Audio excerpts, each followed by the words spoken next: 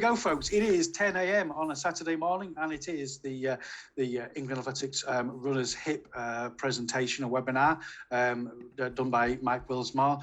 Today is going to be pretty straightforward. You've got myself sort of facilitating and Mark as well, and you've got Mike doing a presentation on the Runners Hip. For people that don't know, Mike is a registered physiotherapist. He's done a couple of presentations. They are to be uploaded to the Athletics Hub, so check those out in the coming days, weeks ahead. Hopefully they should be online. There's some really good resources there. The presentation itself will last approximately 45 minutes, give or take a few minutes either way. Take notes if you need to. Ask questions. There is a questions and answers box there. Please use that if you can do. If you do type them in the chat, we will try to pick them up, but they may get missed. Hopefully we'll have sufficient time to do a few question and answers. Point to note really is we're not here to or Mike's not here to diagnose your individual issues and problems you may have. You can give some general guidance, but obviously if you do have a specific injury or something that you need looking at, then my recommendation is to reach out to a physiotherapist rather than try to resolve it here on the actual webinar. So that's pretty much it from me. I'm going to stop sharing my screen now, and we will find that Mike will take over and do his presentation, and I will sit in the background waiting for the end bit to start. So over to you, Mike. Right.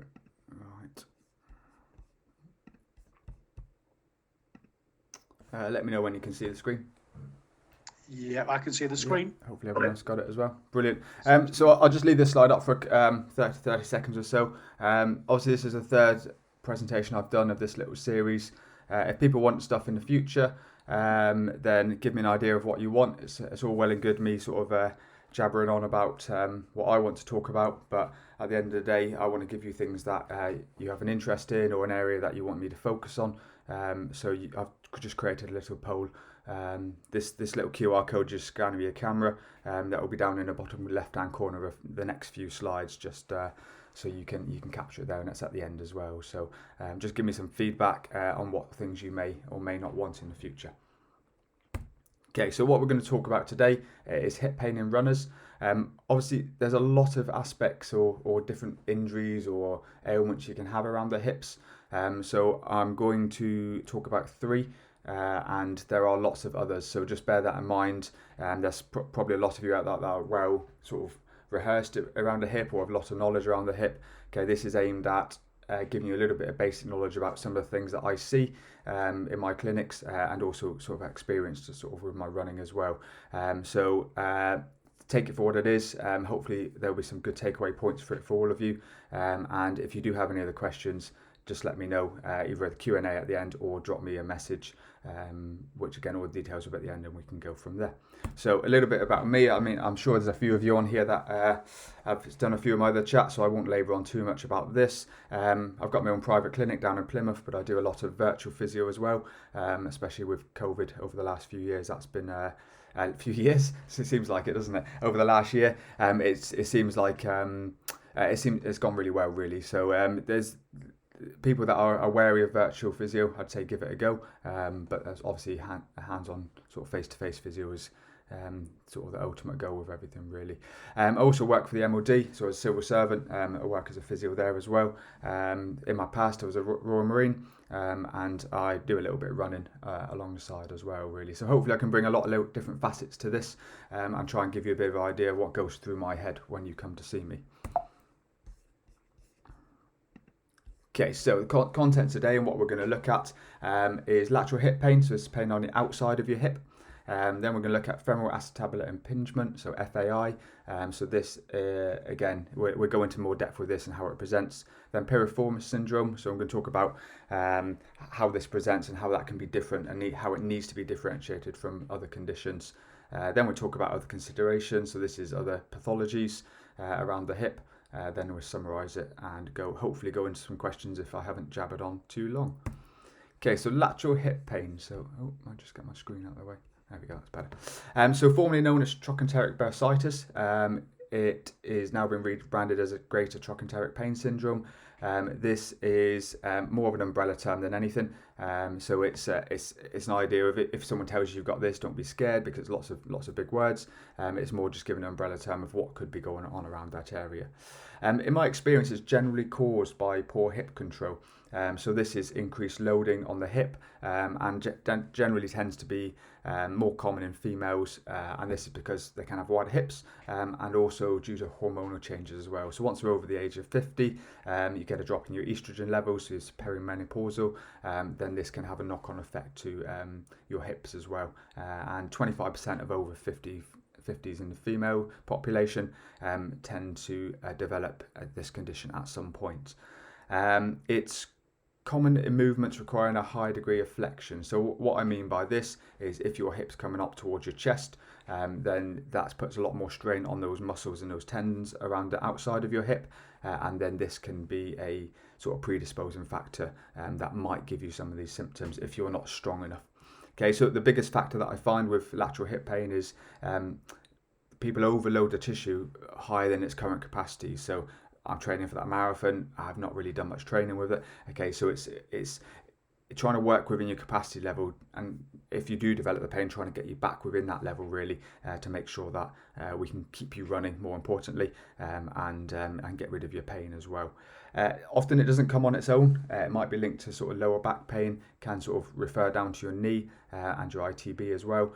So it's generally tends to be a sort of a multifaceted issue, and generally, like I said before, it tends to be sort of mechanical in nature. Often with this as well, you have weak abductors. So again, that's the ones on the outside, as opposed to adductors, which are on the inside. Okay, so other conditions that it could be are hip arthritis, so osteoarthritis, referral from the lower back pain, or from your lower back. So this is, again, if you're having problems with your lumbar spine, this could refer across to your hip and give you the symptoms that refer as sort of lateral hip pain, but could be something else. Okay, then there's the labral tear. So this is the little cartilage cup within your hip. FAI, again, which I'll talk about later. Inflammatory joint disease, so this is your rheumatoid arthritis and other symptoms like that. Or it could be a fracture or a stress fracture. So to help decide what is and isn't lateral hip pain is definitely down to the history and what is and what you've been doing in your training really.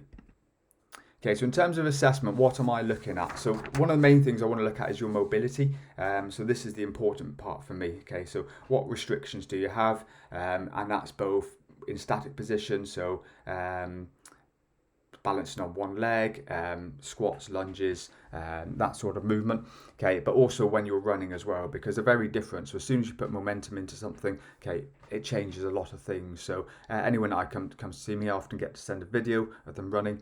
And that will give me a good idea of what is going on as well. The pain tends to be over the bony part of your hip, so not over the crest. So if you're feeling on top of your pelvis, so that's your iliac crest. Then if you come down about 4 inches, okay, you've got a little bony bit on the outside. Okay, so the pain tends to be at the top of that and then slightly behind it as well. So that's where we'll be palpating around. So as you can see in the picture, so I'll be looking around this area. So iliac crest is just this bit up here. Okay, and generally it's called by a muscle called your gluteus medius. This is what attaches onto the bone here, and generally that is the most common cause of lateral hip pain. You've also got a muscle that sits slightly over the outer part here, so on the lateral aspect. Okay, and that's called your tensor fascia lata. That can be a problem with lateral hip pain as well. Interestingly, if you've got an overdeveloped tensor fascia lata, or TFL, then this can be a predisposing factor or an indication that you don't have enough strength in your glute med and glute max, and therefore it's compensating to try and correct that change. The gait as well. So what I mean by gait is you're walking and running. Okay, so are you dropping your hip out to the side? And this is not just for runners. This is in general. A lot of people, it tends to be more females as well. They let their hip drop out to the side, and they lean off to the hip with their hospital work, like writing notes, or all these sorts of positions will put a lot more strain across the outside of your hip. Okay, mobility I've already talked about. And then strength, obviously. So you need to be strong enough for the task that you're trying to entail. So if you're trying to build up towards a marathon, your hips or all your muscles within your body need to be strong enough to support the task you're asking, really. So a big thing I'll look at is your ability to hold a position, and then what happens when you start to add movement into it.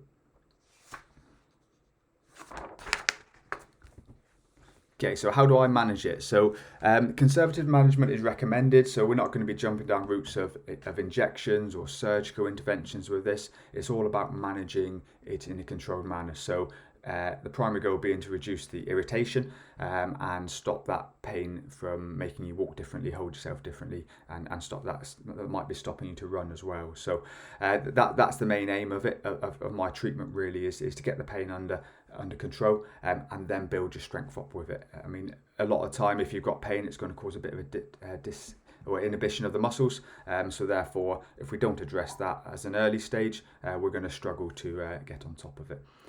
Also, we need to sort of reduce the things that are causing the issues. So if you're running, you're still able to run, okay, I'm probably going to get you running on the flat as opposed to running up and down hills, because then as you're coming up, it's going to put compression because your knee's in flexion, and also if you're running lots of downhills, your knee might be dropping inwards slightly, which again is going to put a lot of strain over the outer aspect of your hip. And you can see I've put a few other sort of issues that could be causing. So crossing your legs, sitting with your knees higher than your hips. So if you're in that sort of car with a bucket seat and your knees are a little bit higher, stick a pillow underneath, sort of bring your hips up a little bit higher, okay, and then this will help offload that strain across your hips as well. If you're struggling at night time, stick a pillow between your knees, okay, again it will just stop that knee dropping across your body, okay, and will put less strain on your hips as well. So some really sort of easy ways that you can change how this pain presents, and as soon as you can get that pain under control, you can start to bring your running back into things really. I've mentioned weight there as well, and this is both ways. So if you're carrying some extra weight, then there's going to be a lot more strain for your body, so you need to be stronger to complete the task that you're trying to achieve. Also, the other way, if you're underweight, if you're skinnier than perhaps, or you've got a low BMI, then what will happen is your body will have to utilize muscle to create your energy, and therefore what you need, you're not going to have the strength to sort of hold the positions that you're after. So it works both sides. Obviously, it would be great if we're all perfectly in the middle, and everyone does fluctuate up and down. But just remembering, being too light is also a risk factor with this as well. Okay, so how am I going to change this with you? So we're going to start with a graded loading plan. Okay, so you notice I put that down there, is that the glute clam's not good enough. So there's lots of research that says the glute clam does not activate the glute med, so that muscle on the outside of your hip, enough to create a change. I think this depends on the entry level you're trying to create with that individual. So if it's highly irritable, then I'd probably consider starting with something like this, and I'd probably do it isometric as well, so a contraction without movement. An example of that would be in sitting, resistance band around the knees, okay, and then trying to take the knees out to the side. Okay, from that position, you're putting a nice load through the glutes and the hips, and that can be a good way of getting the pain under control. And in terms of how long I get the isometrics or to hold that position, it'll be 5 times 45 seconds, 2 minutes between each evolution, and I'd be aiming to do that 3 or 4 times a day. Ideally though, I want to be doing it in a weight bearing position. So I want you to be doing it in standing. I want you to be doing it in sort of running related positions. Okay, this is where we're going to get most of the benefit from. Okay, I'm going to try and keep you running.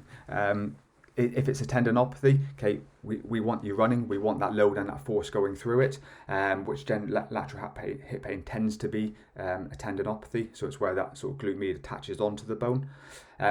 The reason it was called a bursitis beforehand is you've got a little bursa that sits, or you've got lots of little bursas around there that sit in that area. However, when they've looked at cadavers, they found that the most common thing that related to people with lateral hip pain was the tendon. That was the issue really. So that's what we tend to address with it. Doesn't mean the bursa isn't an issue as well, and that would need to be addressed alongside it. But in terms of running, you need to find the entry point for you. So it's not using all your Facebook forums and your Dr. Google to find out what's the best for me, because they don't know what your symptoms are. They don't know where your pain is. They don't know how irritable it is. So you need to find your own entry point that gets you back to running. So whether that's cross training, so cycling, rowing, probably not rowing actually, because that would just bring in too much compression. So cycling, cross trainer, walking, that would be a really good way to bring you in to maintain some fitness while we bring that running aspect back in. But it doesn't mean you don't have to stop running as long as your pain's well controlled. But by well controlled, you're not running differently. You're not trying to you're not hobbling when you're walking or running. And I'd avoid an injection until the sort of last possible point, really. If you've given the rehab program a good honest go, and what I mean is that you've stuck to the plan, okay, you've done what the physio's told you, as opposed to going, I've not done it today, or I've not done it for a week. Okay, that's not really giving it a go, and you can't expect to have a change for something like this if you don't give it a good solid go of the exercises and the consistency with it as well. Okay, so here's a good sort of list of different exercises. So you might want to take a screenshot of this, take a picture with your camera perhaps. Okay, so as you can see from the low level ones, okay, these are exercises that are less aggravating. So these are things that you should be able to do with no problems at all. And if you're really irritable, that's where I'm going to start you. Okay, and then gradually, as you get better and better, we're going to go to the high and the very high.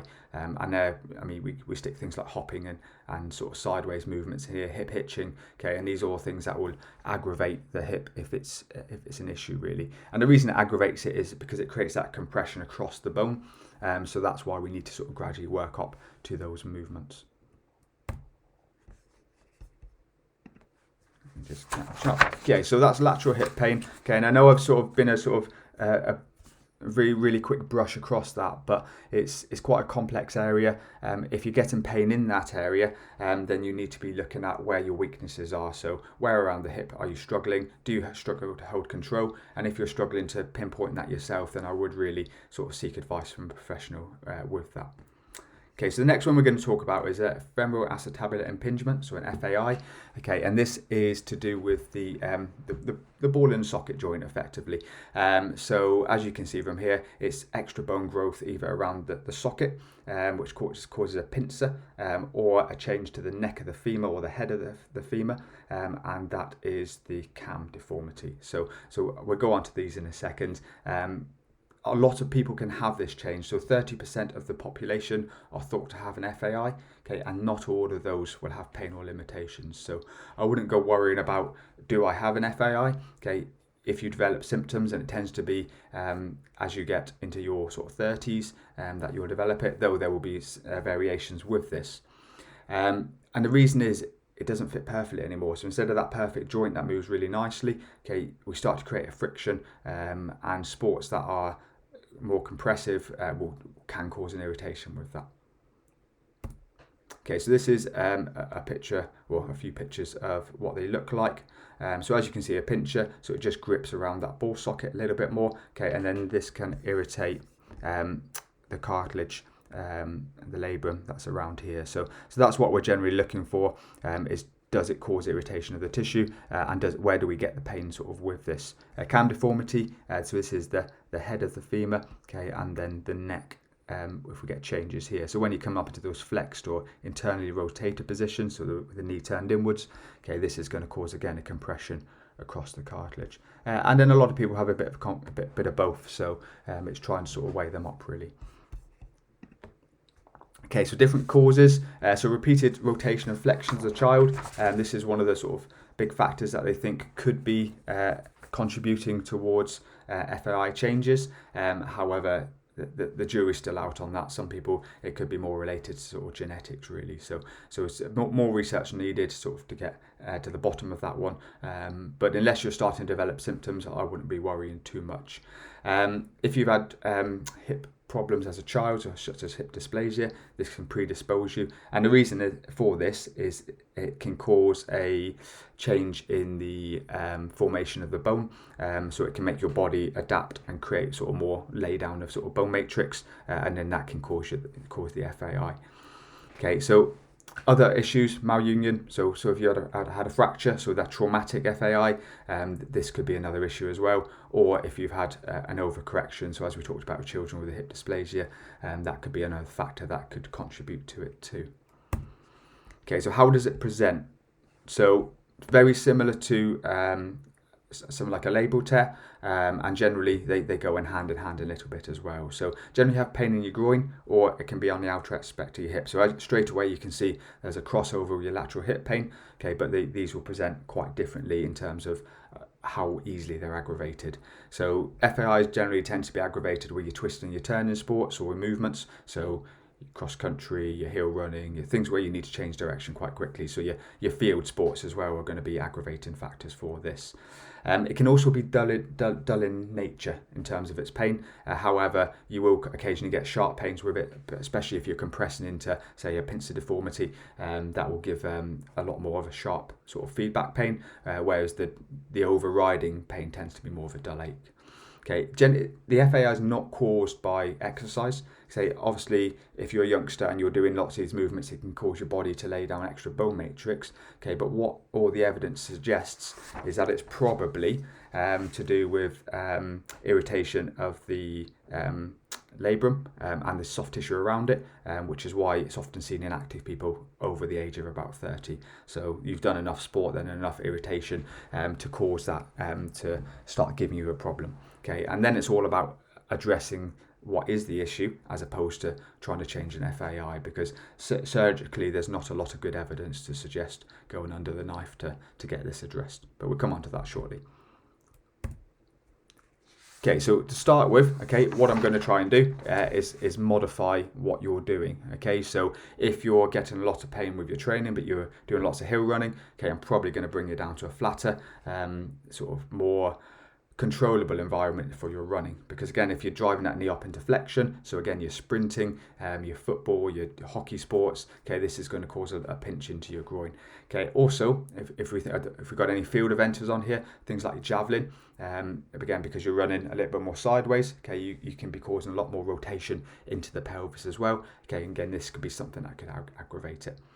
I'm not going to tell you how to take medication, that's for a doctor to do, but they do suggest that anti-inflammatories can be helpful to get some of the inflammatory response under control, and it might just help get your pain. But it's not something I'll be relying on. I'm not getting people to take this for a long period of time. It's early management to get things back under control, so therefore you can get back into your training and rehabilitate yourself properly, as opposed to relying on medication just so you can run. Okay, that's not the way it should be. Okay, the rehab program needs to be based around the whole hip. Okay, so we're going to focus on range of movement. Okay, but ideally avoiding going into those areas of compression. So the leg crossing your legs, deep flex positions, internally rotating. So again, if you're stood on your right leg, turning to the right. Okay, your right leg's going to turn in and it's going to cause compression. So things like those movements are going to try and avoid a little bit, but the main emphasis is going to be around strength. So can you hold a strengthened position up around your outer hip?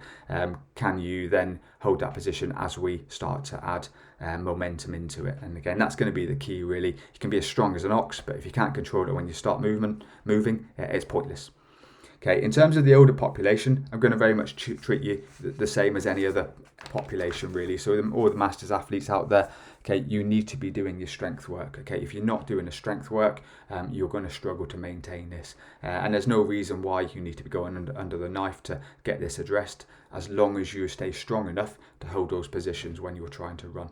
Okay, so that's a really important factor. As you get older, you lose muscle mass, therefore I would be dropping a run and replacing it with a strengthening circuit, or do a strengthening circuit and then just do a shorter run off the back of it. Okay, you need to find a way in and find a consistent way of doing it, and unfortunately as we get older, strength is more and more important, but harder and harder to maintain. In terms of the muscles that are affected, it's kind of a three-way split really. So 34% in the study they looked at the strength deficits, and 34% had a hip extensor weakness. So that's glute max and those sorts of muscles, those muscles that are taking your leg backwards.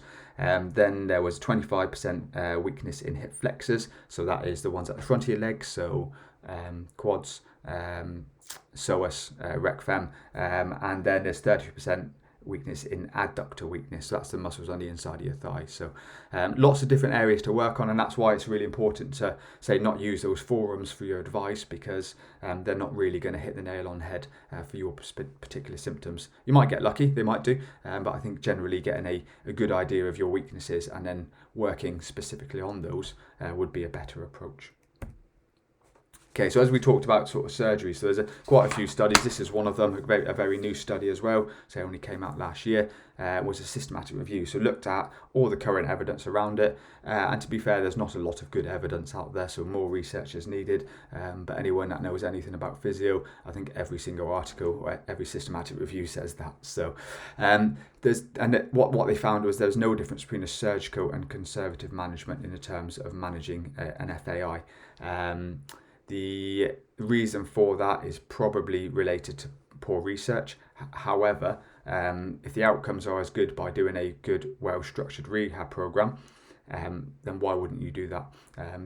I think that would be my takeaway from the FAI side of things: is make sure you're strong, make sure you try to get that pain under control, because it's all well and good doing all the strength work and becoming nice and strong, but if you're not initially taking away that aggravating factor, okay, you're really going to struggle to keep on top of all of the pain, and you're going to develop different ways of moving, and then that's even more things to try and address really. Unless you've got a good eye for your movement processes, or film yourself running and you know what you're looking for, okay, it's really hard to address those issues sometimes. So even just seeing a physio once, or someone with that sort of knowledge, to get a good feedback in terms of how you run and what could be causing the issue, will be worth the months and months of trying to work it out, and I'll just let it sit down and give it another go. Okay, that's not really going to get to the bottom of it.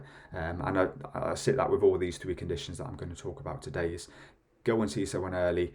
You'll have a lot more success in terms of managing it, as opposed to jumping up and down. Okay, and the important thing for that is you want to rule out other factors as well, and I'm going to come on to those in a minute. But if you're confident it's definitely one condition, I'd probably get it checked out. And even if it just confirms that you were right and you Googled the right thing, it doesn't necessarily mean that there isn't another sort of a few other facets to it as well. So seek these things out and you won't go far wrong. Okay, so how am I going to rehab FAI? So we've touched on these a little bit, but this is more of a bit of a summary and to give you a few ideas of exercises really. It needs to be deficit focused. So what I mean by that is I'm going to be working on the weaker muscles. And I'm not just going to focus on them, I'm going to focus on the control of all of those muscles. So same as if I was working on someone's shoulder, I wouldn't just work on one muscle there, I'd work on how all those muscles work together. So we call it coupling. So we work on how those muscles couple together, so you've got control. And because the hip is so important with that movement and through your running, through your walking, it's really important to make sure everything sort of marries up and ties into each other quite nicely. An example of a program that I might give someone, again, it depends on their issue, but this is just to give you an idea of some exercises, is single leg bridge. So that's what SL means. Single leg Romanian deadlift, Copenhagen long lever adductor. So that's basically a side plank, but you're supporting on a chair with your upper leg. Again, put these into Google if you're not sure of them. Instead of me trying to describe them, they give you a nice good video of what or the sorts of exercises that I'm giving. Psoas march, again, working on your hip flexors. So again, that's a band around your feet, okay, and you're so basically marching on the spot. Again, you can do this in lying, you can do this in a sort of prone position or plank position, and a side plank with hip abduction. So this exercise here, this last one, is shown to give the greatest lateral hip activation. So that's an exercise I'd be given for lateral hip pain as well, once you're up to a good enough level to be able to do that. So a few good exercises, and as you can see, they cover every aspect of the hip really. So not many of them, there never needs to be many of them. I'd rather you did a few exercises and did them well, as opposed to trying to do loads and loads and forgetting or not having time. Just shoehorn it into your day where you can really. And avoid painful positions. So as we talked about just now, avoid those positions that cause that aggravation. So that flex position, that internal rotator position, and adjust the terrain or the training that you're doing. So running surface or softer surfaces might be better for you with this, whereas if it was an Achilles or a tendon problem, I'd probably be looking at a harder surface, because that gives you more feedback. And it's less hard work than sort of running on the sand or on the grass and the mud. I'd also look at your intensity of your training program as well. So from here, I'd be looking to draw your running back to a manageable level, so where your pain is maybe maximum of 3 or 4 out of 10, but you're not waking up the day and then having to hobble down the stairs or sit on the stairs and go down a step at a time, which I've had patients come to me and tell me they're doing, and then they go and do a 30-minute run once they've got things moving. get your life better around it, and then your running will come into this lot more sort of consistently, and then you can keep that consistent training going as well then, as opposed to sort of peaking and troughing. Okay, so that's that one there. Okay, we're doing okay for time, I think. So next one's piriformis syndrome. Okay, so this one gets a bit of a bad rap, really. So it's fairly mixed in terms of its presentation. This is quite a common one you'll see on sort of Facebook forums, that people have got piriformis syndrome when it actually could be coming from their back, or they've got sciatic pain when actually it's probably more their piriformis. So the history of this is really important, and this is something that needs to be, if we can start to dispel myths around this, I think we'll make a lot better progress. So piriformis syndrome is generally created by repeated microtrauma. So this is either compression or repeated stretch, okay, and that will vary depending on how you run or what things you're doing. If you spend a lot of time sat down and you're never used to, then this can start to develop an issue. It's also called wallet necrosis, just because of where your wallet would sit, and that can cause compression onto that region as well. Generally, in terms of symptoms, it will be like a dull ache, and then it can radiate up your back and down your leg as well. And it tends to be can give you like a numb sort of feeling around that area as well. In terms of location, okay, this is your piriformis here. Okay, so again, you can see it fits right in the middle of your bum. So that's your iliac crest at the top. That's your greater trochanter, so the bony bit on the outside of your hip. And the muscle we talked about earlier, glute medius, that attached onto there. So you can see how close everything is in relation to one another. And again, trying to sort of peel these apart yourself can actually be really hard. The sciatic nerve runs from your spine, so it comes from here down through your pelvis, okay, and then out the bottom. And it can come underneath your piriformis. It can come through your piriformis, or it can come over the top of your piriformis. And everyone's different, so there's not one pattern for it, whereas I mean, we always know where the glute max is, that doesn't really change, but things like nerves and bursas, they can vary in their exact location. So and if the nerve is within the muscle, that can give you you can be slightly more predisposed to piriformis syndrome. Okay, so symptoms. Mainly buttock pain. That tends to be the normal sort of first feeling of it, and it tends to be sort of fairly diffuse or widespread. So you're not using one finger to go, it really hurts here. Okay, you're going, it aches all across my bum. Okay, it tends to be like a numb sort of feeling. Okay, and then that can start to develop. So if we don't do anything about it early on, okay, it can start to give you other symptoms. So lower back pain, lateral hip pain, and then this sort of sharp radiating pain down your leg. And it's once it starts to get this radiating pain down your leg where we get that confusion with it being sciatica, and then we try to manage it completely different. So again, if you're suffering with something that sounds similar to this, it's important to differentiate the two, because they can masquerade as one another quite easily. One of the key differences is a lack of a reflex. So when if you've ever been to the doctors and they hit you on the knee with a hammer, generally, and that's looking at your reflexes. So if we're lacking the reflexes in your leg, then we're thinking it's more from your back. If you've got them, then it could be stemming from elsewhere. Though you can still have your reflexes with back pain as well. So you can see how complicated this can start to get, but it's starting to build a picture around how your symptoms produce. This gradually comes on gradually, and it tends to take a little while to settle as well. And generally, it can be sort of movement related as well, or prolonged sitting. So if you're never used to work at home and now you're sat in your kitchen chair, which is quite hard. Okay, again, this can cause a little bit of a compression across there, and same with it would potentially give you the piriformis pain, or it could give you the high hamstring pain as well. So again, another issue that this could cause really. It tends to be worse with walking and sitting, but also functional activities. So uphill running, running in general, and tends to be worse with things like sprinting as well, because that leg comes forward. Okay, it puts a lot more compression across that muscle.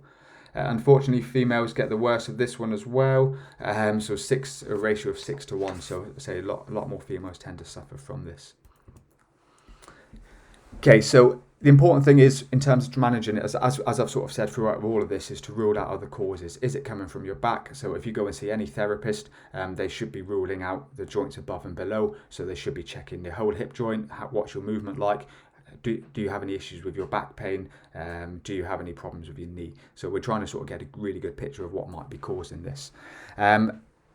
Most of them are, like as we talked about, that repeated trauma. So it's not just one issue that causes it, it's just that repetition. So if you haven't brought your training up in a nice controlled manner, or you've changed how you're doing things, you've increased the intensity too quickly, more time sat down, lots of traveling in the car recently, then that could predispose you to that sort of increased sort of microtrauma, which will then bring on your symptoms. Again, as I said before, anti-inflammatories can help because it's an irritation of the tissue, so that's going to create an increase in the inflammatory response in the area. So if we can control that a little bit, it may help to manage your pain slightly. The most important thing that I'd be looking at is to address your gait. Okay, so what's happening when you're running? Okay, so if your knees dropping inwards and you're internally rotating, so you've all seen the runners where your knee drops inwards and rolls, okay, you're going to be putting your piriformis on a lot of stretch. So every time that knee rolls inwards, the greater trochanter, so that bony bit on the outside of your hip, rotates inwards, okay, and then all that's going to be doing is pulling and putting more stress on the muscle. Okay, this will then put stress and compression across the nerve, and then that's going to cause your irritation. So addressing things like this will be really key to getting rid of this and long-term management of it, as opposed to looking for quick fixes.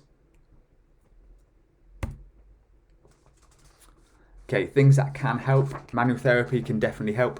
However, it's not the be all and end all. Okay, and I'm not trying to sell myself short here or any other physiotherapist. Okay, what we're trying to instill is the way you get this better is by strengthening up the surrounding muscles around the hip, the back, the core, and this is going to allow you to move better, as opposed to going, just come and see me, I'll do some manual work on you, you go away, you'll be right as rain. You will be for a day or two maybe, once that sort of discomfort of the manual therapy settled down. But if you're not addressing that sort of strength deficit, okay, this is just going to keep sort of lingering on really. It also takes quite a long time to get there. So what I would say is don't expect it to go away quickly. Okay, to strengthen the muscle, you're looking at 6 weeks, 8 weeks as you get a little bit older, and that's if you're consistent with a rehab. There's a recent study that came out that said over a 6 to 8 week period, you need to be looking at between 500 and 800 repetitions of an exercise to build enough strength. Obviously, that's over quite a long period of time, so there's not as many reps as you may think, but that's weighted reps as well. So if you're doing body weight, then you probably need to be doing a little bit more.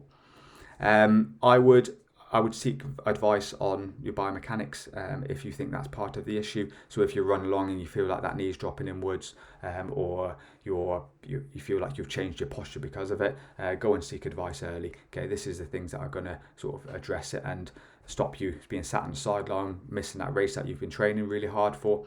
And actually a combined approach of medication, so your anti-inflammatories and physiotherapy, have been shown to give us at least 50% of the population who present with this injury significant improvement.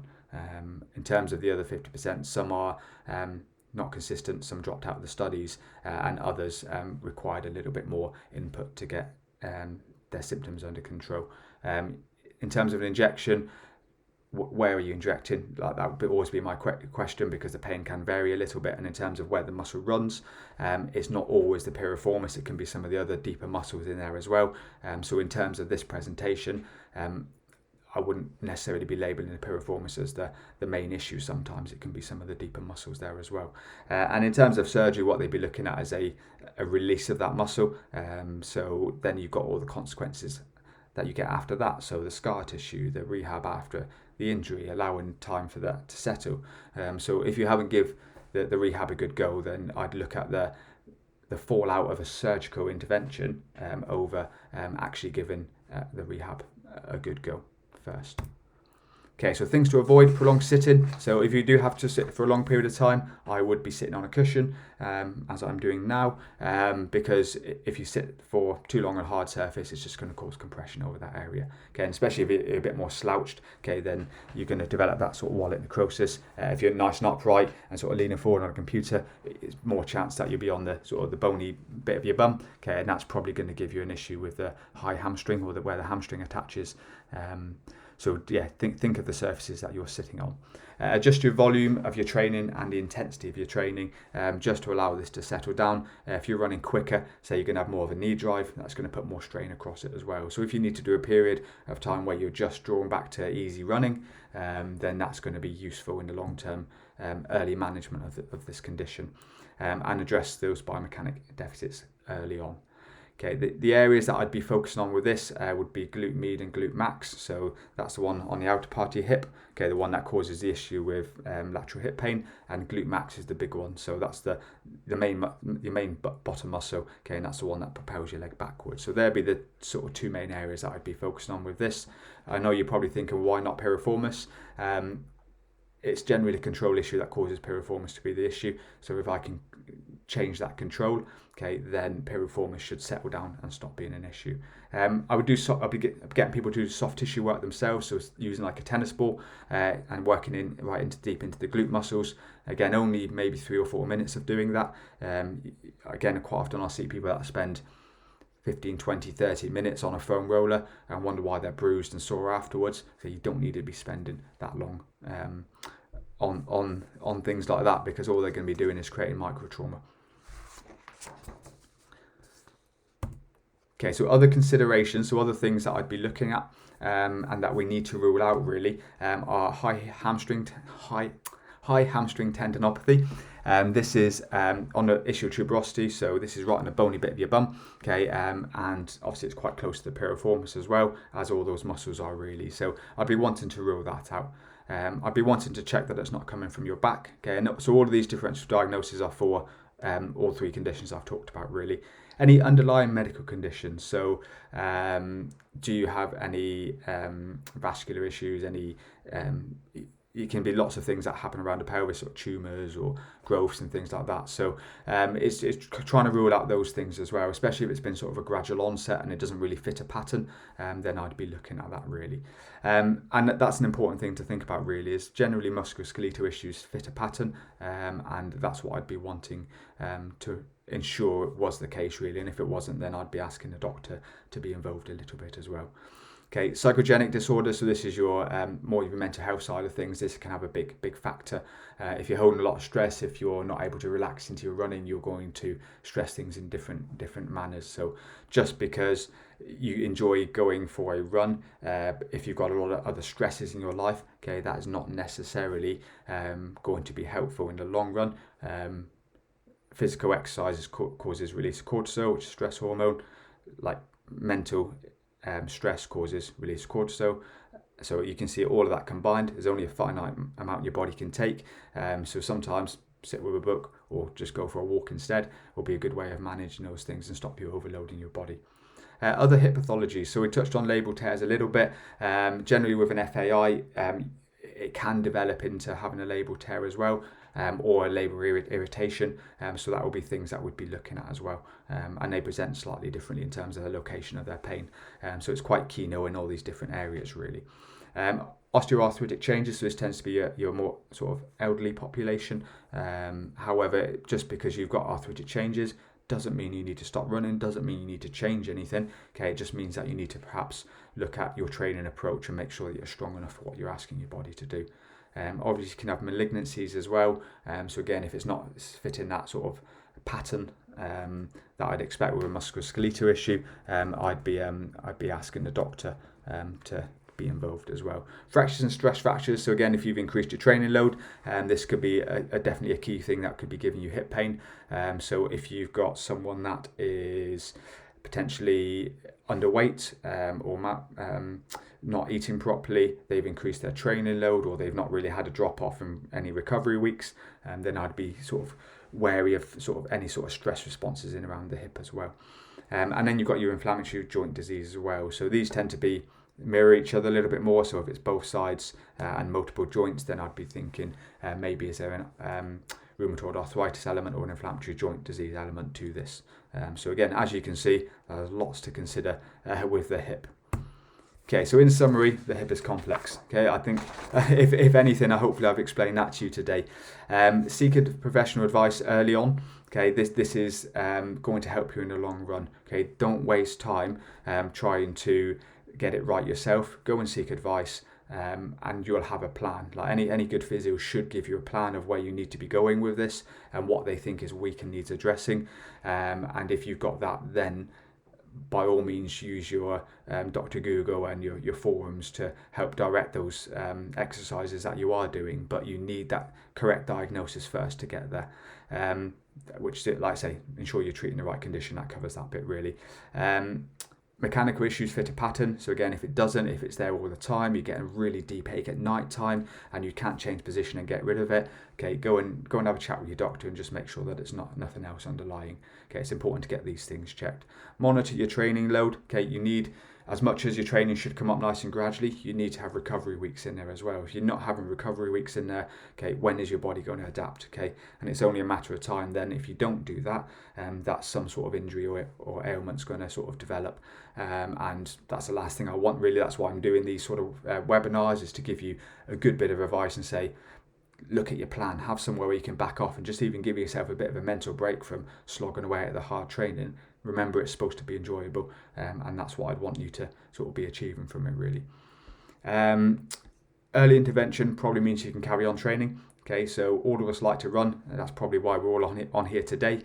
So really think about what you're trying to achieve by just keep slogging away and not changing your training load.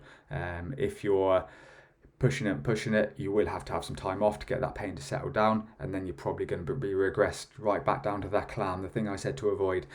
So think about getting seen early, and then I can probably keep you running, or another physio. Don't all come and see me. Obviously it'd be great if you did, but go and see a professional, and they're likely to keep you running in some form, as opposed to telling you to stop, at least for a short period of time.